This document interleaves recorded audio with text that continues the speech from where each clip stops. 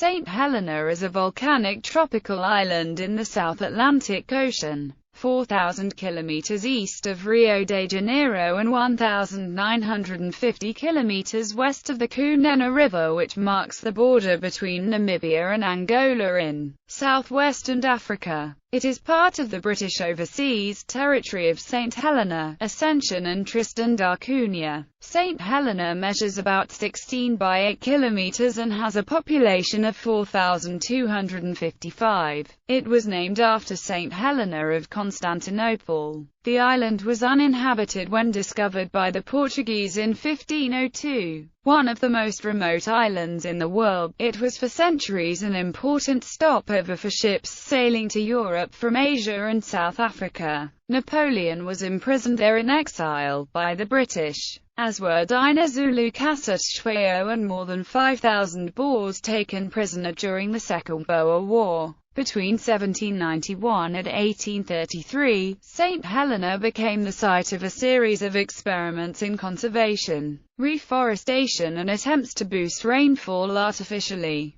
This environmental intervention was closely linked to the conceptualization of the processes of environmental change and helped establish the roots of environmentalism. St. Helena is Britain's second oldest remaining overseas territory. History. Early history. Most historical accounts state that the island was discovered on the 21st of May 1502 by the Galician navigator João da Nova sailing at the service of Portugal, and that he named it Santa Helena, after Helena of Constantinople. Another theory holds that the island found by da Nova was actually Tristan da Cunha, 2,430 kilometers to the south, and that St. Helena was discovered by some of the ships attached to the squadron of Estevão da Gama expedition on 30 July 1503. However, a paper published in 2015 reviewed the discovery date and dismissed the 18th of August as too late for da Nova to make a discovery and then return to Lisbon by the 11th of September 1502. Whether he sailed from St. Helena or Tristan da Cunha,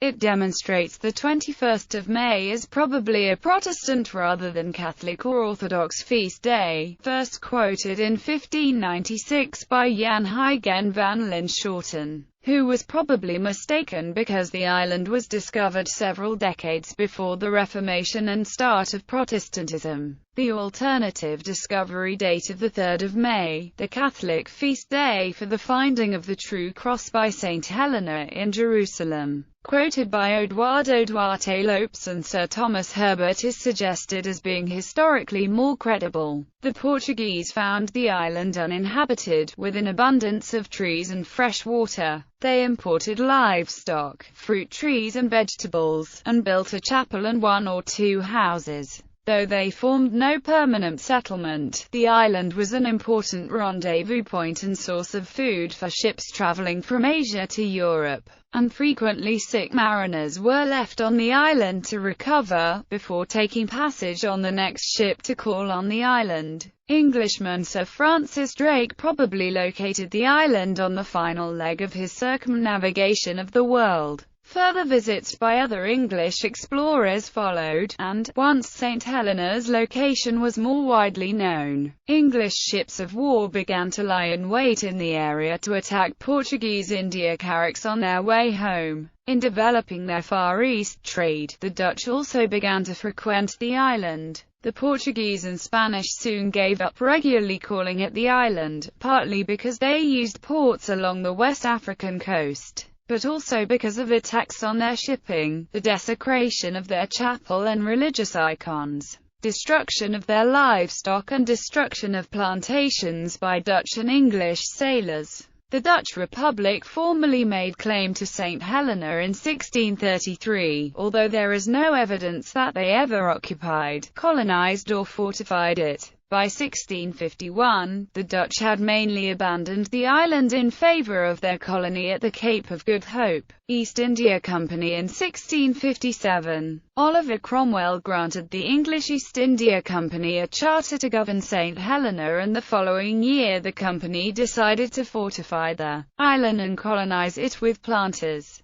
The first governor, Captain John Dutton, arrived in 1659, making St. Helena one of Britain's oldest colonies outside North America and the Caribbean. A fort and houses were built. After the restoration of the English monarchy in 1660, the East India Company received a royal charter giving it the sole right to fortify and colonize the island. The fort was renamed James Fort and the town, Jamestown, in honor of the Duke of York, later James II of England. Between January and May 1673, the Dutch East India Company forcibly took the island, before English reinforcements restored English East India Company control. The company experienced difficulty attracting new immigrants, and sentiments of unrest and rebellion fermented among the inhabitants. Ecological problems, including deforestation, soil erosion, vermin and drought,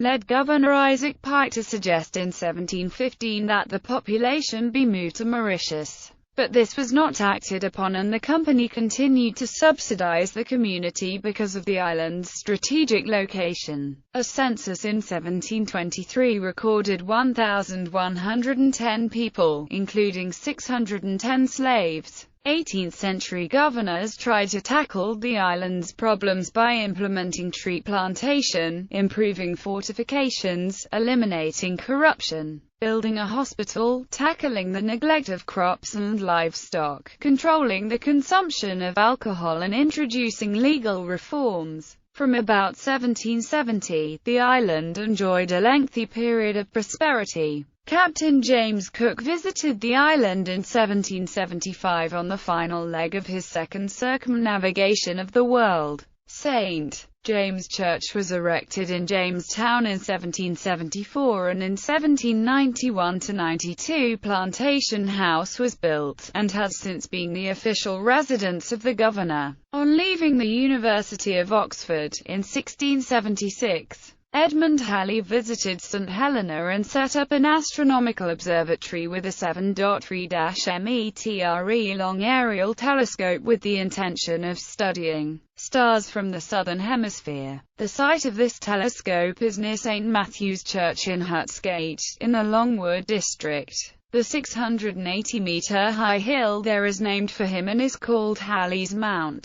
Throughout this period, St. Helena was an important port of call of the East India Company. East Indiamen would stop there on the return leg of their voyages to British India and China. At St. Helena, ships could replenish supplies of water and provisions, and during wartime, form convoys that would sail under the protection of vessels of the Royal Navy. Captain James Cook's vessel HMS Endeavour anchored and resupplied off the coast of St. Helena in May 1771. On her return from the European discovery of the east coast of Australia and rediscovery of New Zealand, the importation of slaves was made illegal in 1792. Governor Robert Patton recommended that the company import Chinese labor to supplement the rural workforce. The coolie laborers arrived in 1810, and the numbers reached 600 by 1818. Many were allowed to stay, and the descendants became integrated into the population. An 1814 census recorded 3,507 people on the island.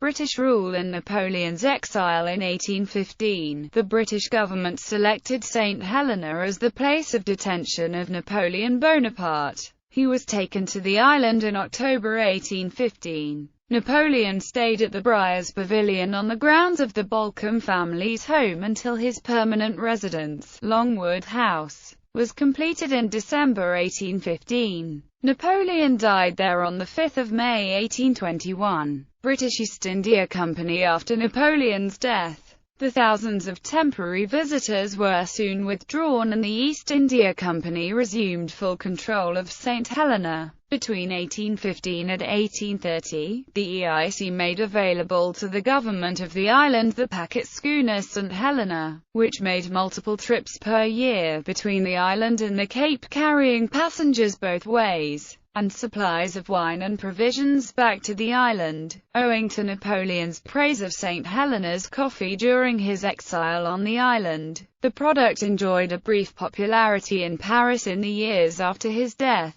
Although the importation of slaves to St. Helena had been banned in 1792, the phased emancipation of over 800 resident slaves did not take place until 1827, which was still some 6 years before the British Parliament passed legislation to ban slavery in the colonies. Crown Colony. Under the provisions of the 1833 India Act, control of St. Helena was passed from the East India Company to the British Crown, becoming a Crown Colony. Subsequent administrative cost-cutting triggered the start of a long-term population decline whereby those who could afford to do so tended to leave the island for better opportunities elsewhere. The latter half of the 19th century saw the advent of steamships not reliant on trade winds, as well as the diversion of Far East trade away from the traditional South Atlantic shipping lanes to a route via the Red Sea. These factors contributed to a decline in the number of ships calling at the island from 1,100 in 1855 to only 288 in 1889. In 1840, a British naval station established to suppress the African slave trade was based on the island,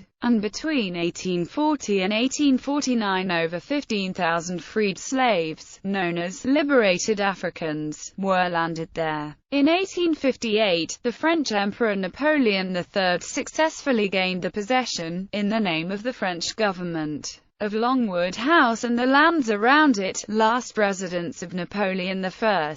It is still French property, administered by a French representative and under the authority of the French Ministry of Foreign Affairs. On the 11th of April 1898, American Joshua Slocum, on his famous and epic solo round-the-world voyage, arrived at Jamestown. He departed on the 20th of April 1898 for the final leg of his circumnavigation, having been extended hospitality from the Governor, His Excellency Sir R. A. Standale, presented 2 lectures on his voyage and been invited to Longwood by the French consular agent. In 1900 and 1901, over 6,000 Boer prisoners were held on the island, and the population reached its all-time high of 9,850 in 1901. A local industry manufacturing fibre from New Zealand flax was successfully re-established in 1907 and generated considerable income during the First World War. Ascension Island was made a dependency of St. Helena in 1922, and Tristan da Cunha followed in 1938.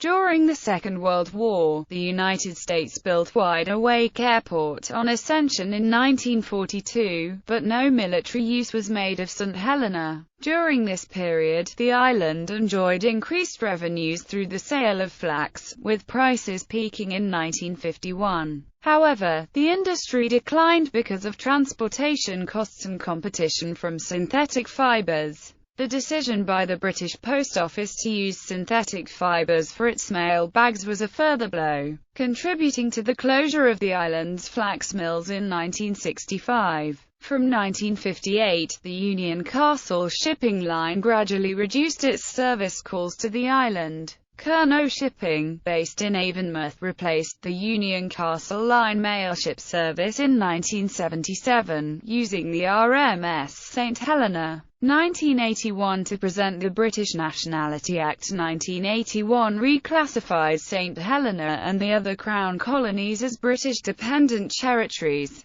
The islanders lost their right of abode in Britain. For the next 20 years, many could find only low-paid work with the island government, and the only available employment outside St. Helena was on the Falkland Islands and Ascension Island. The Development and Economic Planning Department, which still operates, was formed in 1988 to contribute to raising the living standards of the people of St. Helena. In 1989, Prince Andrew launched the replacement RMS St. Helena to serve the island. The vessel was specially built for the Cardiff-Cape Town route and features a mixed cargo passenger layout. The St. Helena Constitution took effect in 1989 and provided that the island would be governed by a governor and commander-in-chief, and an elected executive and legislative council. In 2002, the British Overseas Territories Act 2002 granted full British citizenship to the islanders, and renamed the dependent territories the British Overseas Territories.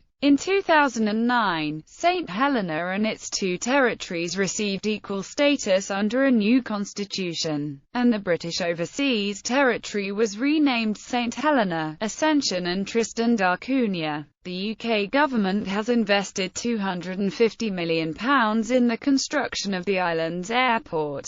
Expected to be fully operational early 2016, it is expected to help the island towards self-sufficiency and encourage economic development, reducing dependence on British government aid. The airport is also expected to kickstart the tourism industry, with up to 30,000 visitors expected annually. As of August 2015, ticketing was postponed until an airline could be firmly designated. Geography. Located in the South Atlantic Ocean on the Mid-Atlantic Ridge, more than 2,000 kilometers from the nearest major landmass, St. Helena is one of the most remote places in the world. The nearest port on the continent is Namibia in southern Angola, and the nearest international airport, the Quatro de Fevereiro Airport of Angola's capital Luanda. Connections to Cape Town in South Africa are used for most shipping needs, such as the mail boat that serves the island, the RMS St. Helena. The island is associated with two other isolated islands in the southern Atlantic, also British territories. Ascension Island, about 1,300 kilometers due northwest in more equatorial waters, and Tristan da Cunha, which is well outside the tropics, 2,430 kilometers to the south. The island is situated in the Western Hemisphere and has the same longitude as Cornwall in the United Kingdom. Despite its remote location, it is classified as being in West Africa by the United Nations. The island of St. Helena has a total area of 122 square kilometers, and is composed largely of rugged terrain of volcanic origin. Coastal areas are covered in volcanic rock and warmer and drier than the center. The highest point of the island is Diana's Peak at 818 meters. In 1996 it became the island's first national park. Much of the island is covered by New Zealand flax, a legacy of former industry, but there are some original trees augmented by plantations, including those of the Millennium Forest Project, which was established in 2002 to replant part of the lost Great Wood and is now managed by the St. Helena National Trust. When the island was discovered, it was covered with unique indigenous vegetation, including a remarkable cabbage tree species.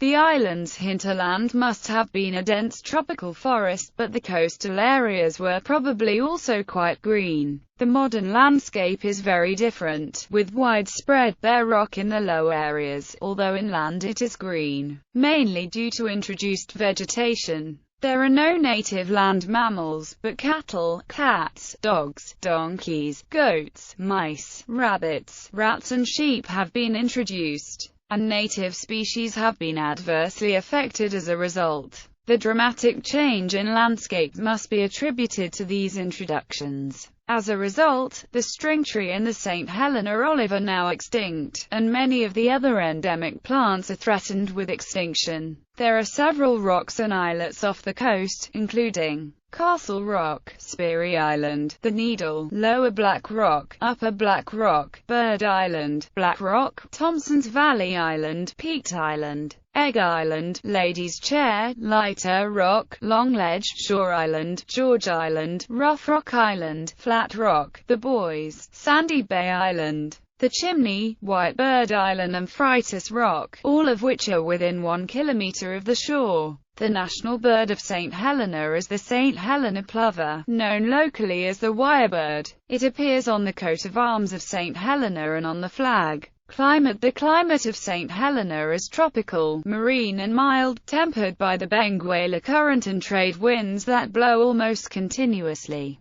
The climate varies noticeably across the island. Temperatures in Jamestown, on the North Leeward Shore, range between 21 to 28 degrees Celsius in the summer and 17 to 24 degrees Celsius during the remainder of the year. The temperatures in the central areas are, on average, 5 to 6 degrees Celsius lower. Jamestown also has a very low annual rainfall, while 750 to 1,000 millimeters falls per year on the higher ground in the south coast, where it is also noticeably cloudier. There are weather recording stations in the Longwood and Blue Hill districts. Administrative divisions. St. Helena is divided into 8 districts, each with a community center. The districts also serve as statistical subdivisions. The island is a single electoral area and elects 12 representatives to the Legislative Council of 15.